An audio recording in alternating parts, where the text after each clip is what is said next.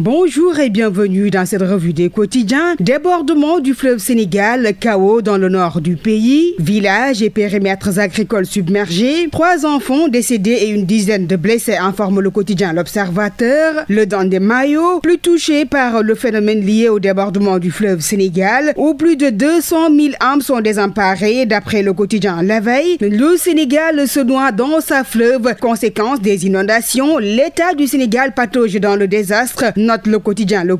À lire dans le journal, l'alerte précoce de l'OMVS restée sans effet. La SAED estime à 90% des terres irriguées perdues à Bakel et 500 hectares à Podor. Un enfant de 7 ans noyé à Kidira. L'organisation des élections dans la vallée remise en question par le même journal. L'Indépendant, qui fait immersion au cœur de cette tragédie, nous dit que l'armée et les sapeurs-pompiers sont mobilisés pour venir en aide les sinistrés. Au sujet toujours de la montée des eaux du fleuve Sénégal, Diomaye attendu en Messie, mentionne Dakar Presse. En déplacement ce vendredi dans la zone sinistrée, le chef de l'État, Bassirou Diomaye Faye, attendu dans le nord par un chapelet de doléances qui date de plusieurs années. Et puis dans un tout autre registre, audit des finances publiques, le Sénégal à la merci du FMI, lit-on dans le quotidien. La sortie du FMI sur les chiffres maquillés, une aubaine pour le fonds, les conséquences de la déclaration du PEM, à la politique d'austérité que le FMI impose à l'État du Sénégal, lui empêche toute politique d'investissement sur des infrastructures structurantes. Relative à la question, rapport avec le FMI et la Banque mondiale, Frappe France dégage, invite l'État du Sénégal à rompre avec le dictat, relaye la dépêche. Santé, dans cette revue des quotidiens, And Guessem rejette la main tendue de Sonko, rapporte le quotidien Le Peuple. Pour Mbalo Djatcham, c'est au gouvernement de trouver des moyens d'appliquer sa politique tout en exigeant le respect des accords déjà signés avec l'État. Nous nous interrogeons sur ces déclarations. Les travailleurs devront consentir des sacrifices pendant que le gouvernement continue de jouir pleinement de leurs privilèges. Nous poursuivons cette revue des quotidiens en parlant de la politique. Réponse aux hostilités de Sonko, Amadouba charge le régime. Le gouvernement ne peut pas passer son temps à pleurnicher. En pré-campagne aux Parcelles Assainies de Dakar, le leader de nouvelles responsabilités dit, je cite, « Parlez à vos enfants, vos époux, pour aller dans les marchés et mosquées et dites-leur la vérité et qu'ils prennent leurs décisions en conséquence. » Amadouba, dans le quotidien Les Échos, fait la leçon à Ousmane Sonko. La prérogative d'un gouvernement n'est pas de pleurnicher, mais de rassurer et de trouver des solutions. Absent des listes des législatives, Moustapha Niasse, Idrissa Seck, Aminata Mbengue Ndiaye, Khalifa Sall, Gakou, le crépuscule des Mohicans, commente Témoin quotidien.